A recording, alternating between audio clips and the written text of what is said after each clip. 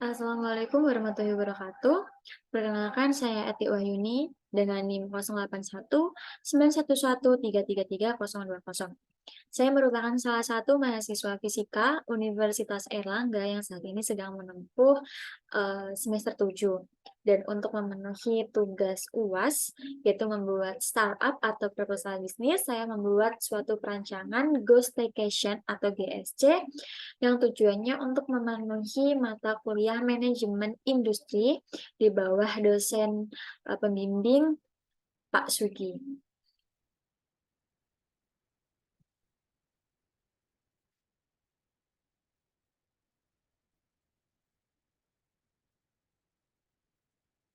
Nah, ini merupakan logo yang saya gunakan untuk bisnis saya. Cukup sederhana, berwarna hijau dengan ornamen hitam putih.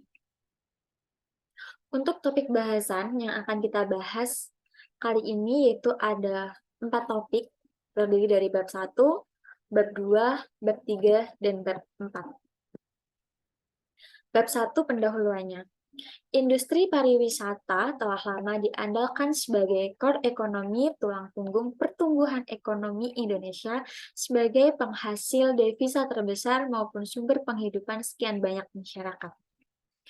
Industri pariwisata merupakan industri yang memiliki peranan penting dalam pembangunan nasional, khususnya sektor ekonomi Indonesia. Tentunya hal ini berbanding lurus juga dengan meningkatnya jumlah kebutuhan masyarakat atau kebutuhan pengunjung untuk penginapan. Dengan adanya pandemi COVID, sempat menurunkan nilai pariwisata yang ada di Indonesia, sehingga hal ini juga berdampak terhadap sektor perhotelan. Selama masa pandemi COVID-19, para pengunjung hotel juga mengalami penurunan yang cukup signifikan. Selama triwulan kedua, pada tahun 2020 merupakan titik terendah bagi industri perhotelan di Indonesia. Karena pada periode tersebut merupakan awal-awal masuknya virus COVID-19 di Indonesia dan banyak tempat wisata dan perhotelan yang ditutup. Saya dapatkan ini berdasarkan jurnal Badan Statistika tahun 2021.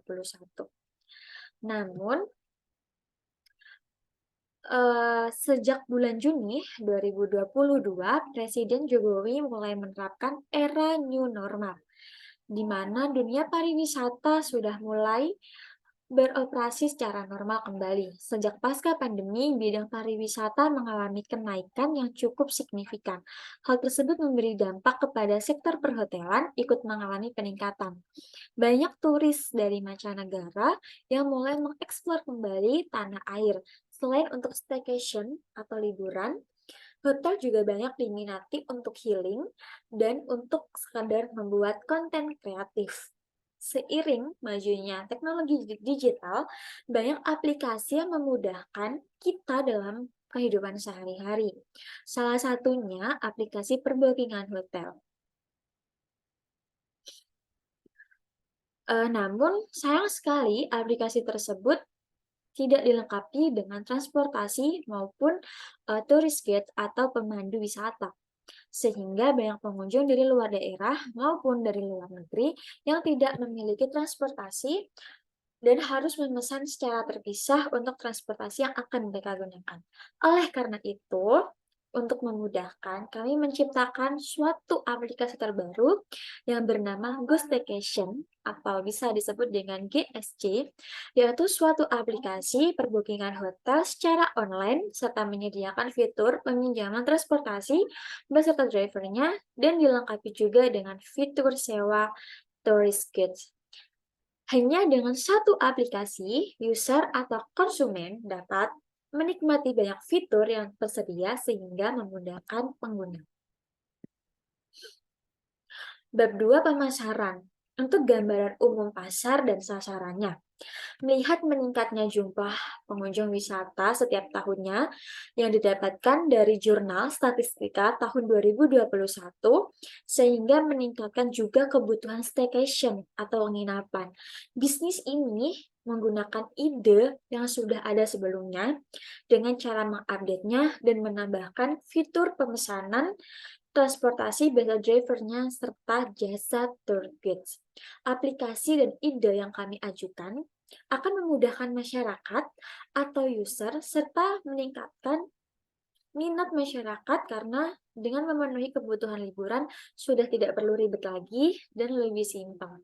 Sehingga dengan meningkatnya nilai pariwisata akan membantu memperbaiki ekonomi nasional Indonesia. Untuk target pasarnya, target pasar dari Go Staycation sendiri merupakan seluruh masyarakat lokal maupun mancanegara. Dan jangkauan pasar. Staycation memiliki potensi pasar yang cukup tinggi dan memiliki perbandingan kekuatan yang signifikan jika dibandingkan dengan media atau sektor usaha lain. Staycation akan menyasar pada banyak sektor yang cukup, yaitu mencakup sektor perekonomian, karena harga yang ditawarkan juga standar dan mudah dijangkau oleh masyarakat perekonomian rendah, sedang atau menengah, serta masyarakat yang memiliki perekonomian tinggi. Target dari market sebuah ini merupakan analisis dari segmentasi dan kondisi lapangan yang ada juga berdasarkan peraturan data statistik negara Indonesia. Staycation juga bisa mencakup sektor transportasi dan edukasi.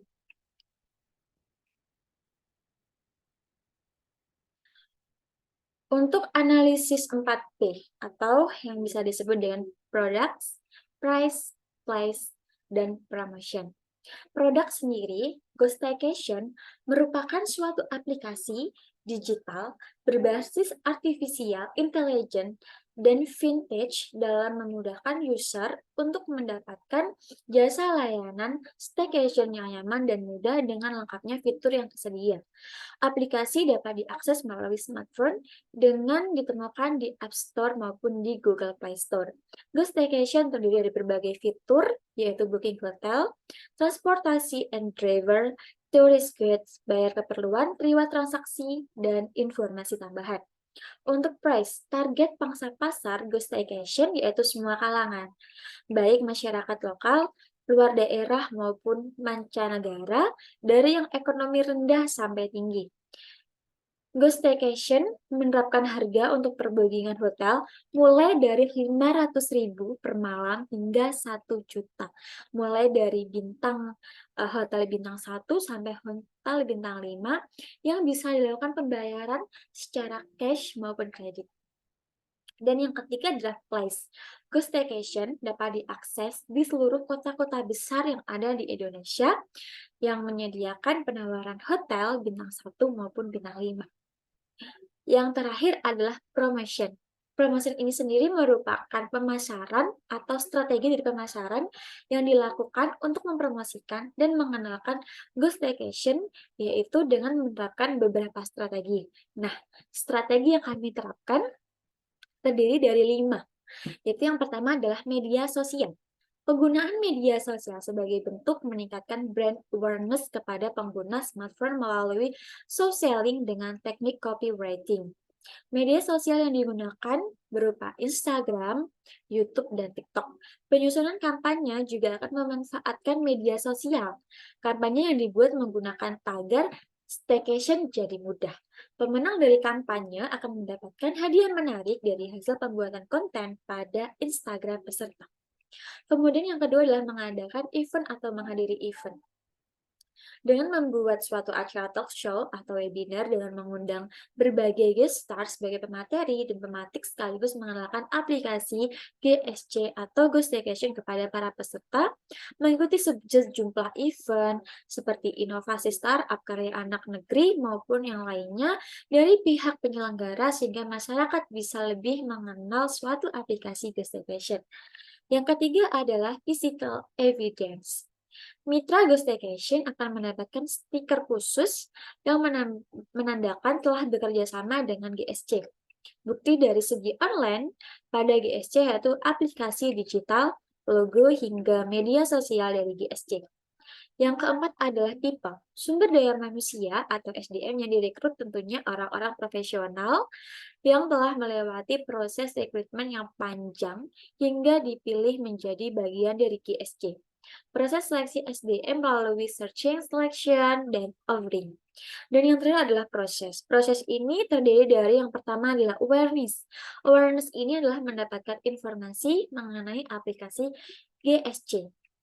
Yang kedua adalah consideration, yaitu membuka Instagram atau market penyedia. Yang ketiga adalah dedication, yaitu chat kepada admin Instagram atau admin WhatsApp. Yang keempat adalah delivery dan use, dengan cara menerima dan menggunakan aplikasi. Yang terakhir adalah loyalty and retention activist, yaitu memberikan feedback dan menjadi mitra tetap sebagai sobat GSC.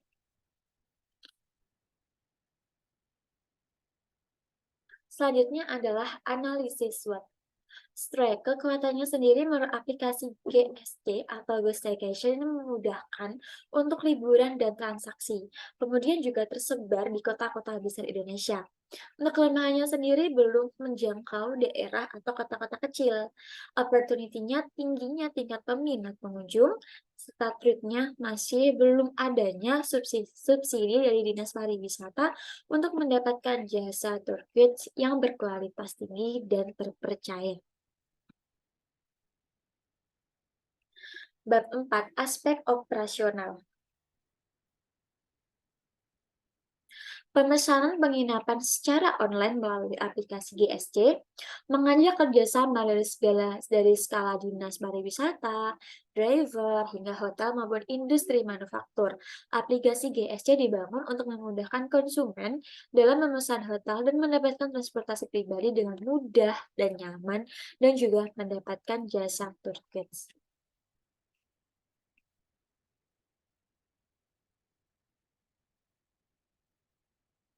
Untuk alur memesan aplikasi sendiri. Nah, untuk alurnya, yang pertama adalah masuk atau daftar dengan cara mengisi biodata seperti identitas pribadi, lokasi atau rumah maupun instansi, serta email atau nomor WhatsApp untuk melakukan konfirmasi. Nah, untuk fitur-fitur yang tersedia sendiri, itu ada yang pertama adalah dapatkan penginapan dengan memilih lokasi dan jenis hotel yang ingin ditempati secara aktual dan akurat. Kemudian yang kedua adalah transportasi pribadi. Nah, user dapat memilih opsi untuk memesan transportasi pribadi beserta drivernya atau tidak pada menu ini. Pilihan jenis transportasi ada dua, yaitu mobil dan sepeda motor.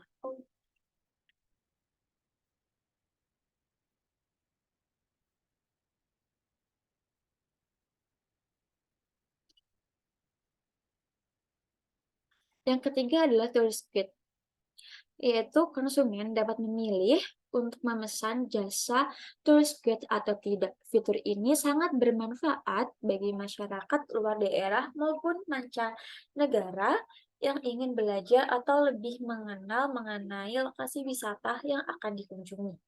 Yang keempat adalah bayar keperluan, memudahkan user untuk mentransfer uang sebagai pembayaran yang bisa dilakukan secara full payment atau non-credit. Dan yang terakhir adalah informasi terbaru. Informasi yang tersedia terkait dengan jenis hotel terbarukan yang akan diinformasikan di aplikasi ini secara berkala. Kemudian analisis logo.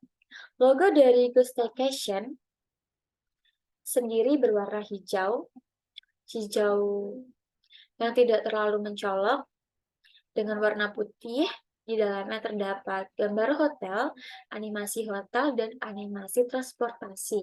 Di sini menggunakan gradasi warna hitam putih.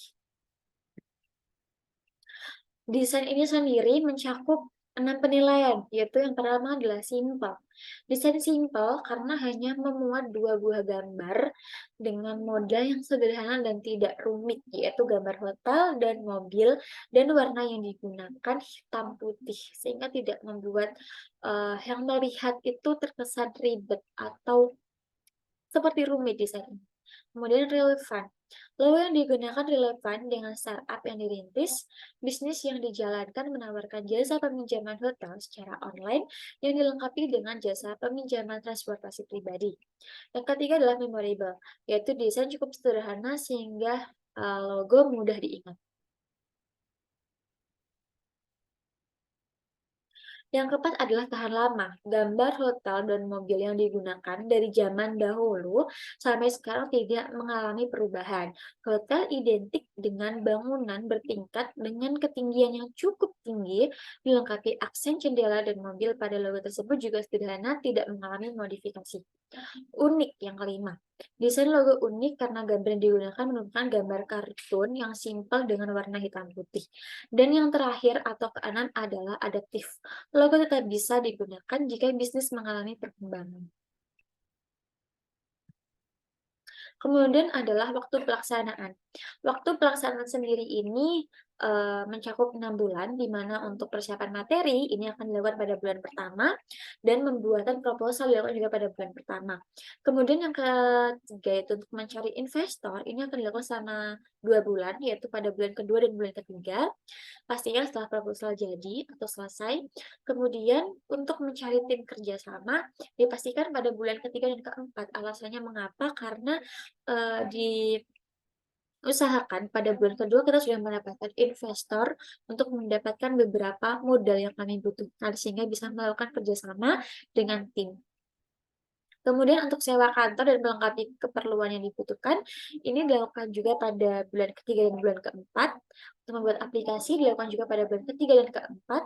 Sedangkan mengadakan event itu akan diadakan pada bulan 5 dan bulan 6. Dilakukan selama 2 bulan yang bertujuan untuk meningkatkan target pasar sehingga lebih banyak konsumen yang mengetahui tentang aplikasi Go Staycation. Dan yang terakhir adalah promosi. Promosi juga dilakukan pada bulan kelima dan bulan keenam. Selanjutnya adalah bab 4, yaitu aspek finansial.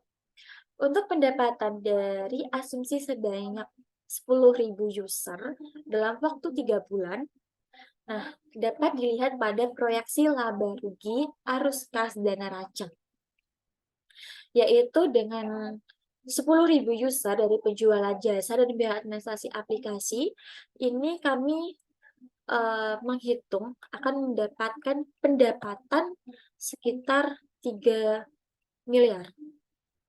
Kemudian dengan pertama, yaitu kami akan membeli 100 user atau istilahnya pembakaran uang untuk mengenalkan user dengan aplikasi kami, itu pengeluarannya adalah 10 juta untuk 100 user.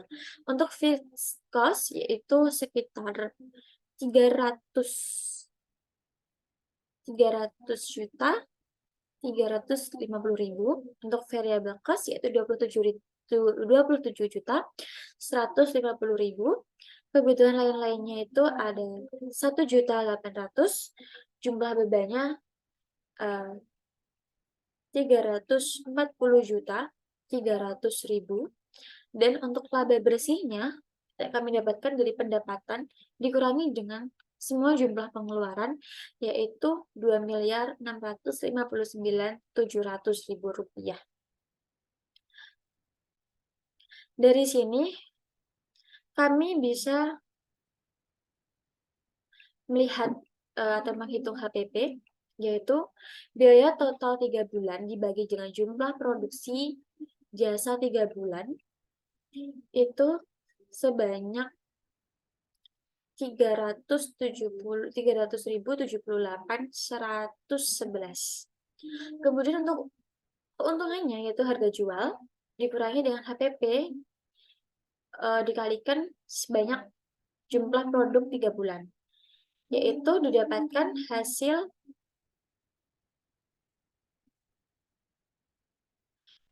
200 juta 89.700 rupiah dalam waktu 3 bulan atau sebanyak 1.158.800.400 rupiah dalam waktu 1 tahunnya. Untuk perencanaan pendapatan, Perencanaan pendapatannya sendiri, untuk pembelian usernya dan untuk untuk pembelian usernya ini totalnya adalah 10 juta, dan untuk fixed cost-nya sendiri ini terdiri dari pembuatan aplikasi yaitu senilai 10 juta, hosting dan domain yaitu 2.500.000, modemnya 500.000, desain website 1 juta, pencetakan proposal kerjasama 350.000, smartphone 4 juta, laptop 13 juta, mobil 250 juta, dan motor senilai 20 juta. Sedangkan variable cost-nya yaitu pulsa, sebulannya kami mentargetkan 100.000, internet 150.000, promosinya 500.000, upgrade websitenya 300.000, upgrade aplikasi 500.000, bensinnya 1.500.000, sewa kantornya 6 juta selama 1 bulan. Jadi dikalikan 3 bulan maka akan ketemu 27.150.000 rupiah. Kemudian untuk kebutuhan lain-lainnya ini seperti transportasi untuk kerjasama, sedangkan untuk jumlah bebannya ini 300.040.300 rupiah. Nah, setelah itu mendapatkan perencanaan pendanaan. Perencanaan pendanaannya ini kami mendapatkan dari 2 sumber, yaitu dari pribadi dan dari investasi. Untuk pribadi sendiri, kami menjangkau 100 juta rupiah, sedangkan totalnya yang sudah kami akumulasi adalah 300.040.300 rupiah. Jadi untuk dari investasinya adalah senilai 200.040.300 rupiah. Selanjutnya adalah analisis kelayakan usaha. Untuk analisis kelayakan usahanya sendiri, yang pertama adalah menghitung BEP, di mana BEP merupakan analisis kelayakan usaha yang ditampilkan yaitu dari break-even point, dan juga ada BI bersih rasio, return of investment atau ROI, dan payback period BPB. Nah, BEP ini dipakai untuk menentukan volume penjualan jasa di mana suatu perusahaan dapat menutup semua biaya-biaya tanpa mengalami kerugian maupun keuntungan. BEP tercapai bila total biaya produksi sama dengan nilai jual jasa.